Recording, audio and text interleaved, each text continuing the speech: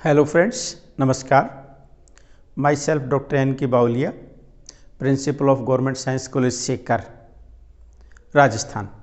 जैसा कि आपको मालूम है, इस कोरोना महामारी के दौरान राजकीय विज्ञान महाविद्यालय के अंदर ऑनलाइन वीडियो क्लासेस जारी हैं और उसी कड़ी के अंदर मैं आज आपके सामने एमएससी फाइनल ईयर बॉटनी के 9th पेपर का नया टॉपिक लेके आया हूँ और ये टॉपिक है टाइप्स ऑफ कंजर्वेशन या संरक्षण के प्रकार।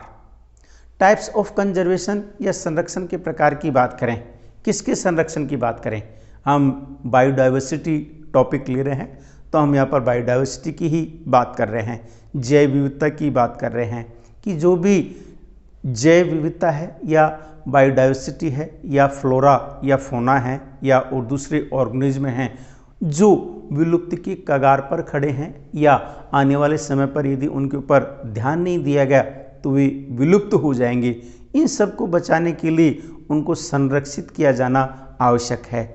और ये संरक्षित या संरक्षण किस प्रकार का होता है, इसके लिए अलग अलग प्रकार की कंजर्वेशन मेथड्स दी गए हैं लोगों के द्वारा और इन कंजर्वेशन मेथड्स को ही टाइप्स के नाम से जाना गया है। ये कंजर्वेशन मेथड्स हैं, उनमें एक कंजर्वेशन मेथड है जिसे एक्स-सी-टू कंजर्वेशन के नाम से जानते हैं। एक्स-सी-टू हिंदी के अंदर बात करें तो उत्स्थाने संवर्धन। उत्स्थाने संवर्धन मीन्स जहाँ पर जो ऑर्गेनिज्म रह रहा है उससे के आवास से हटा करके उसे दूसरे आवास के अंदर स्थानांतरित करके उसे उस आवास की जैसी सुविधाएं उपलब्ध करवाते हुए यदि संरक्षित किया जाता है तो इसे एक्स-सी-टू कंजर्वेशन के नाम से जानते हैं या उत्स्थाने संवर्धन के नाम से जानते हैं।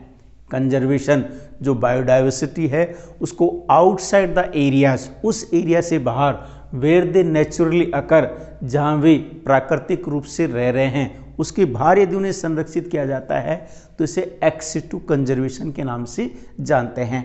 हम यहाँ पर बात कर रहे हैं एनिमल्स और प्लांट्स जो बहुत रियर्ड कंडीशन में हैं या कल्टिवेटेड इन एरियाज, जैसे जोलॉजिकल पार्क्स में या बॉटनिकल पार्क्स में कल्टिवेट किए जाते हैं या पाले जाते हैं, तो ऐसे जो संरक्षण होता है इसे एक्स-सी-टू कंजर्वेशन के नाम से जानते हैं। या दूसरे शब्दों में हम कह सकते हैं reintroduction of an animal और plant into the habitat from where it has become extinct. यदि उस प्लांट का या उस एनिमल का यदि दोबारा इंट्रोडक्शन किया जाता है या दोबारा उसे उसी स्वरूप में लाया जाता है जहाँ पर वो वास्तविक रूप से पाया जाता था, उसके वास्तविक आवास में पाया जाता था, वहाँ पर विलुप्त हो गया है या विलुप्त के कगार पर है, तो उस स्थिति के अंदर उसे दूसरे रूप के अंदर कंजर्व किया जाता है, इसे भी एक्स-सी-टू कंजर्वेशन कहते हैं। इसके लिए आप एग्जाम्पल के रूप में बात कर सकते हैं कि जैसे गंगटिक घड़ियाल है जिसे री इंट्रोड्यूस किया गया है in the reverse of Uttar Pradesh, Madhya Pradesh and Rajasthan.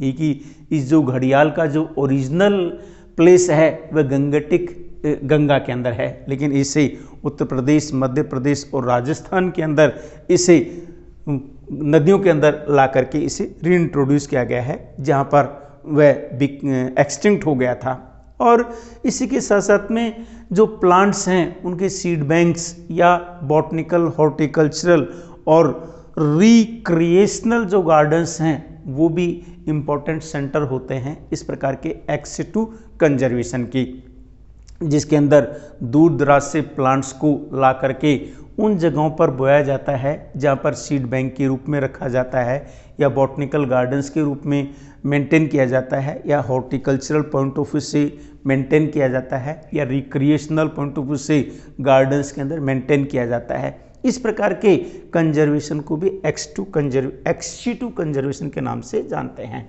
Then दूसरा मेथड है जिसे इन सीटू कंजर्वेशन के नाम से जानते हैं।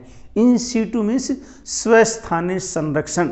स्व मीन्स उसी स्थान पर संरक्षण किया जाना। उसी स्थान से सेंस है कि कोई भी ऑर्गेनिज्म जिस स्थान पर पाया जा रहा है या जिस स्थान पर है उसी स्थान पर उसे संरक्षित किया जाए, विशेष सुविधाएं उपलब्ध कराते हुए उसके आवास को वहाँ से नहीं बदला जाए या उसका आवास नहीं बदला जाए और उस स्थिति में उनका संरक्षण किया जाए, तो इस संरक्षण को ही इन सीटू कंजर्वेशन कहते हैं। Means conserving the animals and plants in their natural habitats is known as in situ conservation, यानी कि उसके प्राकृतिक हैबिटेट के अंदर ही संरक्षण किया जाता है। इस प्रकार के कंजर्वेशन के अंदर बहुत सारी अलग अलग चीज़ें हैं, जैसे आप देखते हैं नेशनल पार्क्स हैं या सेंचुरीज हैं। नेशनल पार्क्स या सेंचुरीज क्या हैं? नेशनल पार्क्स या सेंचुरीज ये ऐसे स्थल हैं जहाँ पर कोई न कोई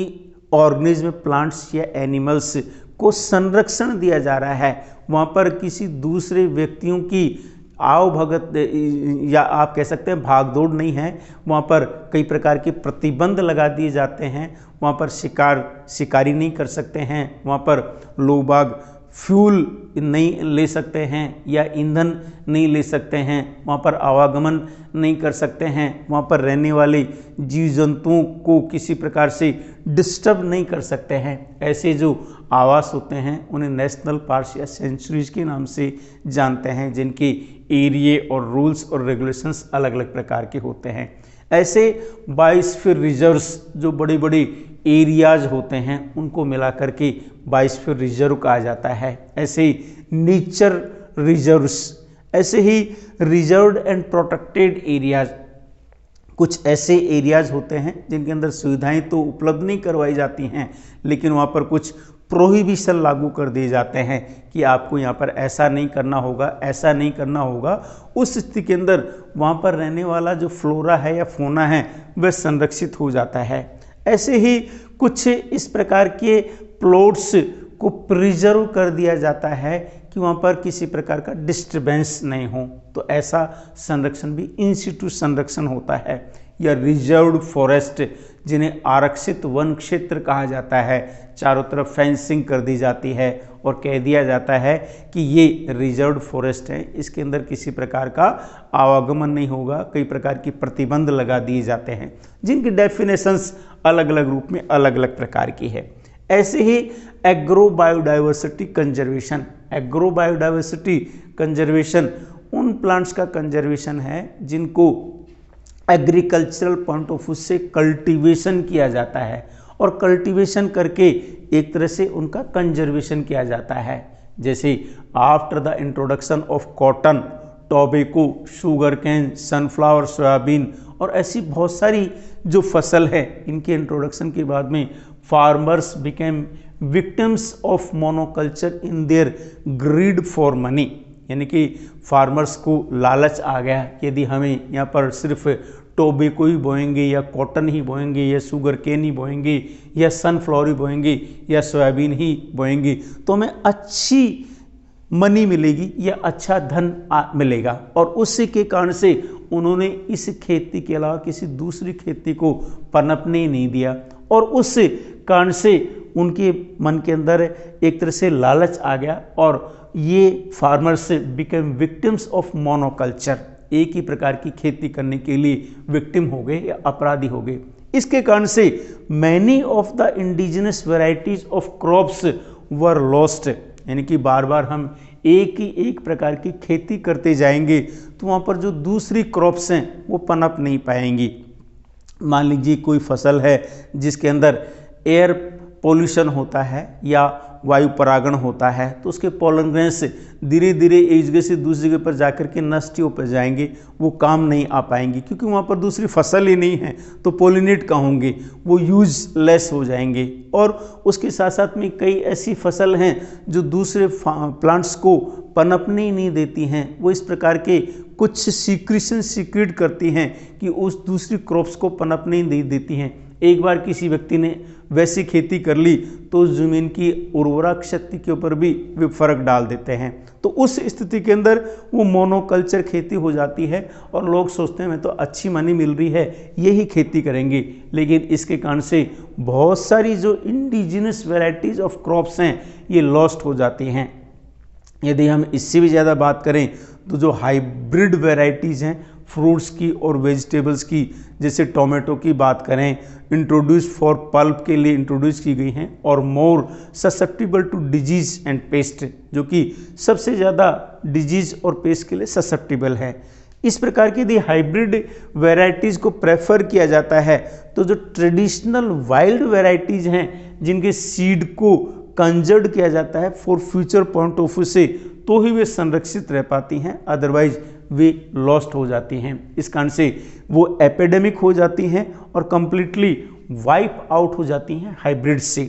और इस प्रकार की जो स्पीसीज़ हैं जो बॉटनिकल गार्डन्स या एग्रीकल्चर डिपार्टमेंट्स या सीड बैंक्स एसेट्रा के अंदर अकेले he should not given the responsibility of the agro biodiversity conservation.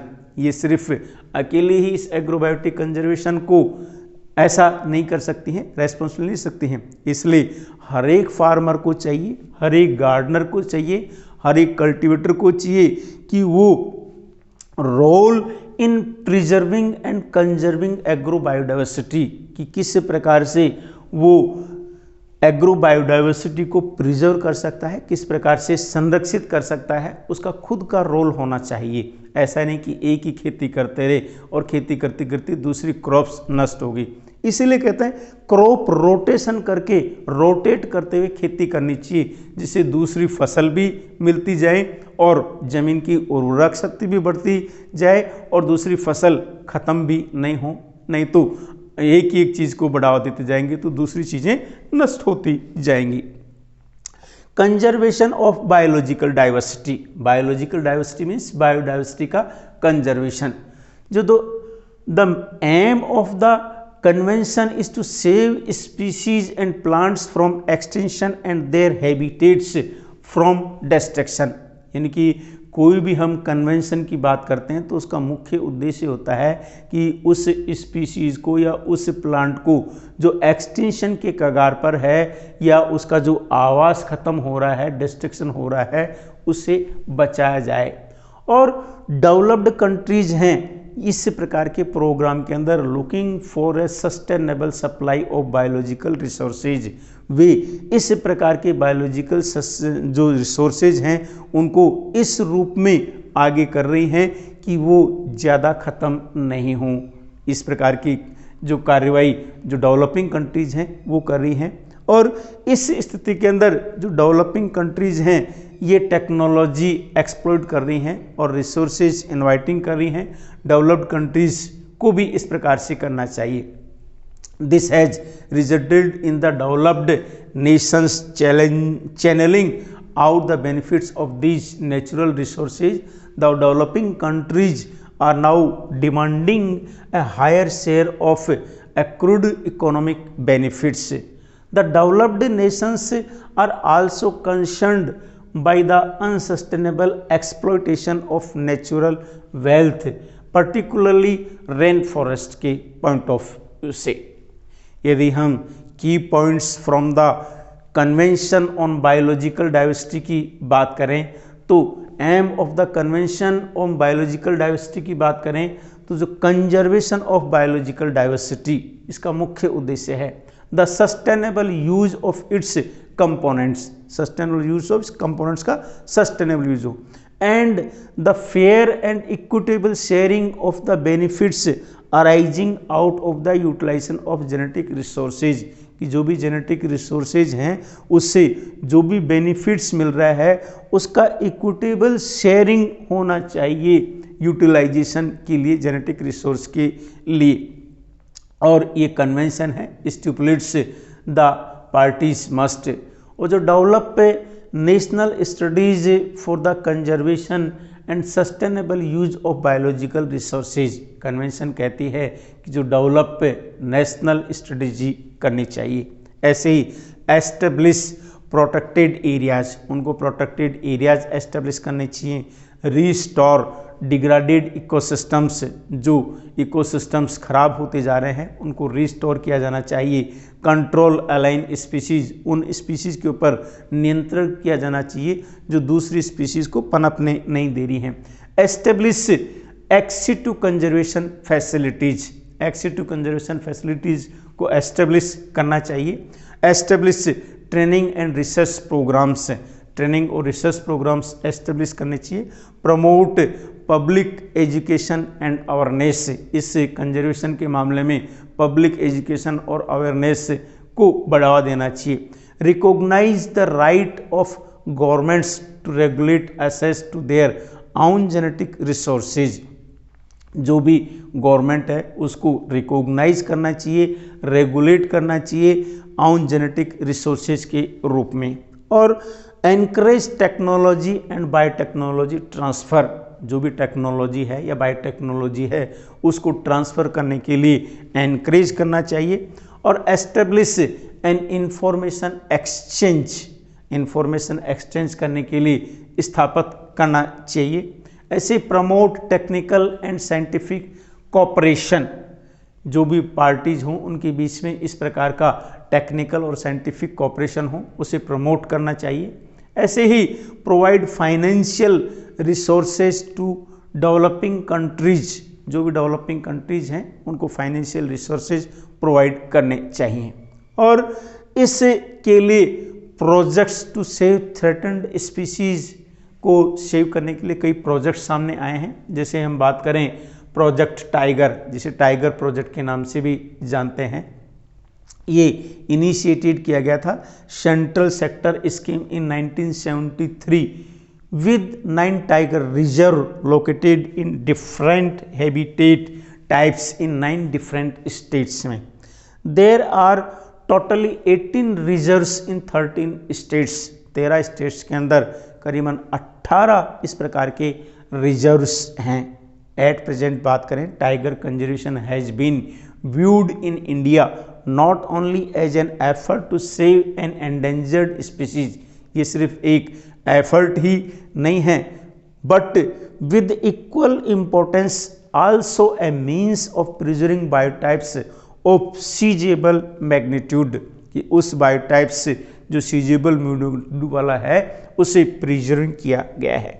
ऐसे क्रोकोडाइल ब्रीडिंग प्रोजेक्ट है, ये जो प्रोजेक्ट है स्टार्टेड इन उड़ीसा, देन इसे एक्सटेंड किया गया several other states in April 1975 with UNDP assistance. और इसका जो मेन ऑब्जेक्टिव था इस प्रोजेक्ट का 3 एंडेंजर्ड स्पीशीज क्रोकोडाइल की, जिनका नाम है क्रोकोडाइलस ग्रेविलिस जैजेंटिकस, क्रोकोडाइलस पेलेस्ट्रिस और salt water crocodile Crocodylus porosus. इनको एक तरह से सेव करना इस प्रोजेक्ट का मेन उद्देश्य था।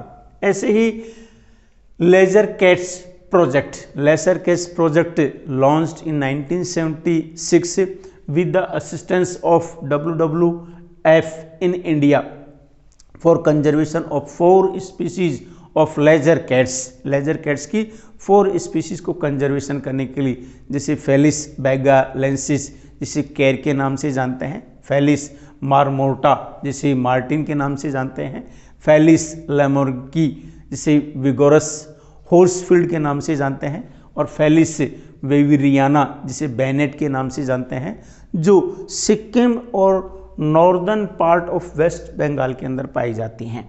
ऐसे ही the Manipur brow antlered deer project, इसे 1981 में मणिपुर के अंदर लॉन्च किया गया था to save the brow antlered deer, brow antlered deer को सेव करने के लिए, जिसका जोलॉजिकल नाम है शर्वस LD which is on the verge of extension, जो कि विलुप्त के कगार पर था। और इसका जो हैबिटेट्स है वो करीबन 35 स्क्वायर किलोमीटर ऑफ पार्क है एंड सेंचुरी के अंदर है। और इसकी जो पॉपुलेशन है डियर की अब इंक्रीज हो गई है, 18 से इसकी पॉपुलेशन 27 तक हो गई है। ऐसे ही एलिफेंट प्रोजेक्ट इसे 1991 के अंदर लॉन्च किया गया था एसिटिक एलिफेंट के प्रोटेक्ट करने के लिए, जो कि हाईली एंडेंजर्ड स्पीशीज है because of large scale poaching, इसकी बहुत ज़्यादा मात्रा में शिकार हो रहा था। ऐसे प्रोजेक्ट रीनो ये 1987 के अंदर लॉन्च किया गया था। काजीरंगा वाइल्ड लाइफ सेंचुरी जो आसाम के अंदर है, ये lesser one horned rhinoceros from extension से, जो सिंगल सिंग वाला जो रीनो होता है उसको सेव करने के लिए। It covers an area of 430 square kilometre, 430 kilometre square area cover करता है। और natural of the dwindling rhino Himalayan musk deer project, Himalayan musk deer project 1981 में लॉन्च किया गया था। ये एंडेंजर्ड मस्क को सेव करने के लिए लॉन्च किया गया था, जो एक्सटेंशन को फेस कर रहा है। Captive breeding has yield good results, इसके अच्छे परिणाम आए हैं प्रोजेक्ट के। ऐसे ही प्रोजेक्ट हैंगल जो 1970 के अंदर लॉन्च किया गया था कश्मीर वैली के अंदर हाईली एंडेंजर्ड कश्मीर स्टैग को सेव करने के लिए, जिसका नाम है सेरिवस एलेफस हुंगलू विच इज फेसिंग एक्सटेंशन, ये भी विलुप्त की कगार पर खड़ा है। इसके कारण से इसकी जो पॉपुलेशन है ये इंक्रीज हो गई है। इस प्रकार से आज हमने इस एमएससी फाइनल ईयर बॉटनी के बायोडाइवर्सिटी कंजर्वेशन की टाइप्स को और इससे रिलेटेड जो प्रोजेक्ट्स हैं उनके लिए हमने बात की, मुख्य एजेंडा की बात की, लोगों के रोल की बात की। ये वीडियो आपको कैसा लगा? अच्छा लगा लाइक कीजिए, शेयर कीजिए, चैनल को सब्सक्राइब कीजिए। कोरोना काल में घर पर रहिए और ई कंटेंट के लिए हमारे फेसबुक पेज डॉक्टर NK बावलिया से जुड़े रहिए। धन्यवाद।